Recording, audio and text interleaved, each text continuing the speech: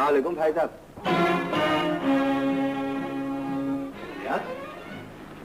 तुम कब आए? खैरियत तो है? खैरियत है भाई साहब, बिल्कुल ही खैरियत है। इसी पुरानी जरूरत के तहत हाजिर हुआ था। 5000 रुपए चाहिए। इलियास, रिश्तेदारी एक हद तक तो निभाई जा सकती है। मेरे घर में नोटों के दरख्त नहीं। मगर भाई साहब, मुझे रुपयों की अच्छी जरूरत है। मैं तुम्हारी जरूरत को अच्छी तरह समझता हूँ। अपनी सारी जायदाद जुए और शराब की नजर कर चुके हो। अब क्या मेरी दौलत भी यूं ही उड़ाना चाहते हो? अच्छा भाई साहब, यूं कीजिए, 2000 रुपए दे दीजिए। मैं तुम्हें फूटी कौड़ी भी देने को तैयार नहीं हूं। तुम जा सकते हो।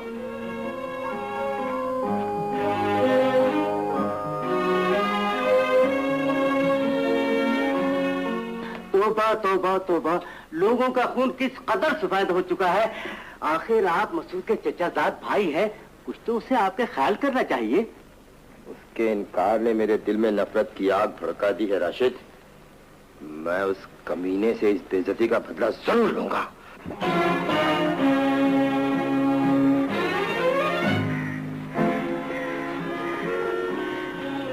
शुक्रुद्दीन, वशीला कहाँ है? आज मैं उस तुम्हारे चमचे का दिमाग दर्द कर दूंगा। क्या हुआ जागीरदार, इतना लाल पीले क्यों हो रहे हो? इतने अनजान न बनो। तुम अच्छी तरह जानते हो उसने हमारा पानी आज फिर काट दिया है। अरे अच्छा किया, पानी न काटता तो क्या मेरे खेतों को सूखने देता? बाराबंदी के पानी से तुम्हारा गुजारा नहीं होता तो अपना ट्यूबवेल लगाओ। आइंदा तुमने हमारा पानी काटने की जरूरत की तो अच्छा नहीं होगा। धमकी न दो जागीरदार, तुम हमारा क्या बिगाड़ लोगे? मैं तेरा गोली मार दूंगा। रहने दीजिए सरकार, क्यों इसके मुंह लगते हैं? आइए चल। समझता है जैसे हमने हाथों में चूड़ियां पहन रखी है। अजीब आदमी है, दस बात का कत्ल की धमकी देने आया। हाय ला, कितनी प्यारी गुड़िया है। तुम्हें अच्छी लगती है? तुम ले लो, लेकिन देखो इसे संभाल के रखना। क्या हो रहा है? बानो, कहाँ गई थी? खेल रही थी मम्मी, वहाँ झगड़ा आ गया। शेरू ने मुझे गाली दी, मैंने एक लगाई, वही ढेर हो गया। बहुत बुरी बात है बेटे। अच्छी लड़कियाँ झगड़ा नहीं किया करती बानुवती। अरे ये आप इस वक्त तैयार हो के कहाँ चल दी है? तुम्हें तो मालूम है ना, वो शुक्रुद्दीन से झगड़ा हो गया था। हाँ तो? उसने पैगाम भिजवाया है कि वो सुलह के लिए तैयार है। अच्छा, मैं उससे बात करके अभी आता हूँ। ठीक है, चलो बेटे आप लोग अपने कमरे में जाओ। चलो शाबाश।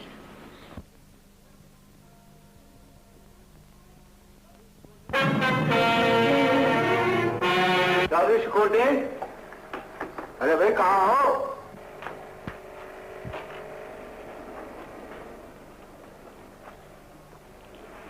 जागरे,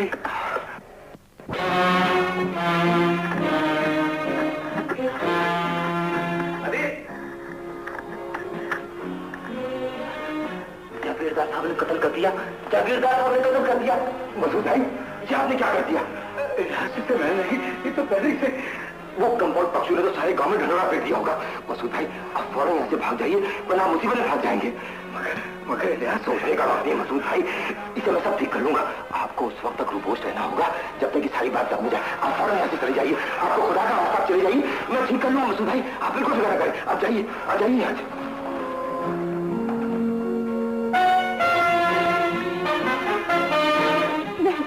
ये झूठ है, मेरे शौहर किसी को कत्ल नहीं कर सकते। फिर वो गायब क्यों हो गए? मुझे नहीं मालूम, मैं तो उनके लिए खुद बेहद परेशान हूँ। गांव वालों का कहना है कि उन्होंने शकूरुद्दीन को धमकी दी और आपका बयान है कि कल रात वो शकूरुद्दीन से मिलने उसके घर गए। लेकिन वो तो वहाँ सुलह के लिए गए थे। हो सकता है बात बढ़ गई हो और वो कत्ल करके फरार हो गए। खैर, हम उन्हें बहुत जल्द तलाश कर लेंगे।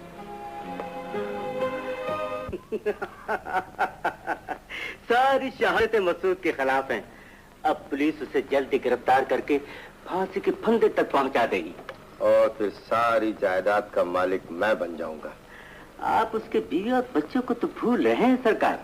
तुम उनकी फिक्र न करो, मैं बहुत जल्द उन्हें भी ठिकाने लगा दूंगा। इलियास, तुम्हारे भैया खुदा जाने कहाँ चले गए। उन पर कत्ल का झूठा इल्जाम है। खुदा के लिए उन्हें तलाश करो। मैं क्यों तलाश करूं? मेरी तरफ से जाए जहन्नम में। ये तुम क्या कह रहे हो? मैं ठीक ही कह रहा हूँ नजमा बेगम। मुझे उन्होंने जिंदगी पर नफरत के सिवा दिया ही क्या है? अच्छा हुआ जो भाग गए। मगर तुम्हें परेशान होने की कोई जरूरत नहीं, मैं तो जी हूँ तुम्हारी खिदमत के लिए।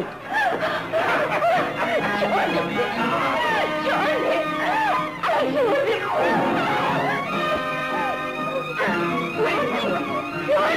नहीं, कमीना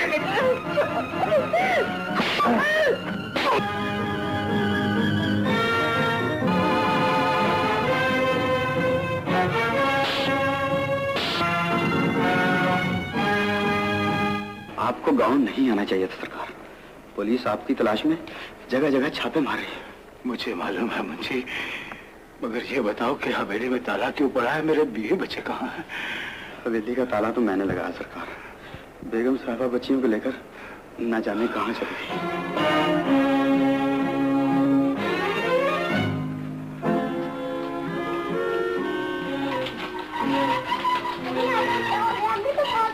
जी सर, बस का बड़ा ही खौफनाक हादसा हुआ है। आप फौरन पहुंचे। मैं अकेला इतने सारे जख्मों को अटेंड नहीं कर सकता। प्लीज। मेरी अकल पर पत्थर पड़ गए थे जो इस कमबख्त बस मैं जिस वक्त बस में सवार हो रही थी ना, उस वक्त काली बिल्ली मेरे सामने से गुजर गई। ये उसी मनुष्य का साया है। बेटे आप आराम से बैठे, तुम्हारी हमें मिल जाएगी। बेटी मेरा चांद, तू ना रो। हाँ, तुम्हारी अम्मी के पास मैं तुम्हें पहुंचा के आऊंगी। आप चल मेरा चांद। शाद भाई इसे कहाँ ले जा रही? इस हीरे का तराश कर तो हम अपनी दुकान पर सजाएंगे। वाह बेटी,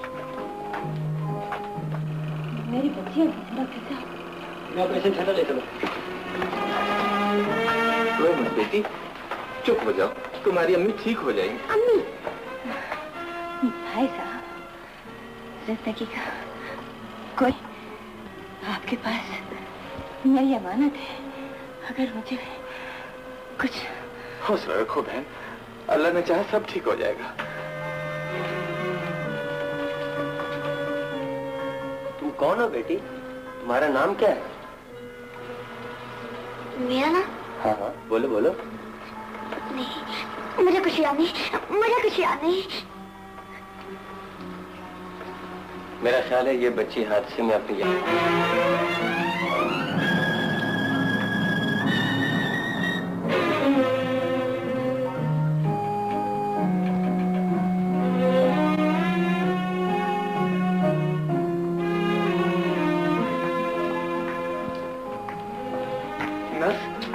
वो औरत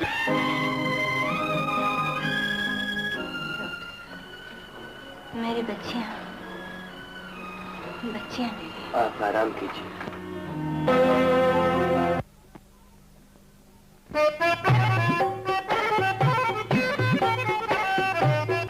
परवीन बेटी, तुमने तो आज हमें हैरान कर दिया। देखा बुआ, परवीन कितना अच्छा गाने लगी है। अरे माशाअल्लाह कहिए, मैं सदके में वारी, कुछ इनाम दीजिए ना बिटिया को। हाँ हाँ जरूर जरूर। लो बेटी, ये तेरा इनाम। आदाब।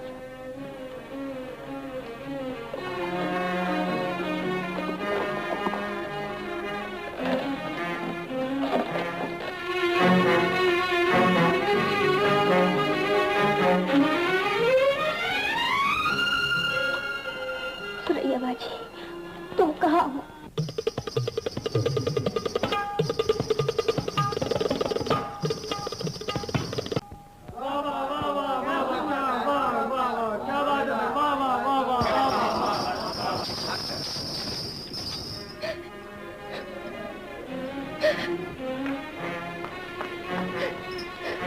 आज तो तुमने कमाल कर दिया सुरैया बेटी। मुझे बेटी न कहो, मैं तुम्हें ये हक नहीं दे सकती। तुम्हारे इशारों पर नाच लेती हूँ, गा लेती हूँ, तुम्हारी पसंद का लिबास पहन लेती हूँ। इसके सिवा और कोई मतलब न रखना मुझसे। वाह बेबी, पाल पोस कर जवान किया, रक्स और मौसीकी की तालीम दिलाई, उठने बैठने के आदाब सिखाए, और ये सिला दिया हमारी मोहब्बत का। तुम कुछ कर लो दिलशाद भाई, मगर मेरा दिल, मेरी रूह तुम्हारे गुलाम नहीं बन सकते, इसलिए कि मेरे जिस्म शरीफ माँ बाप का खून है। शरीफ माँ बाप।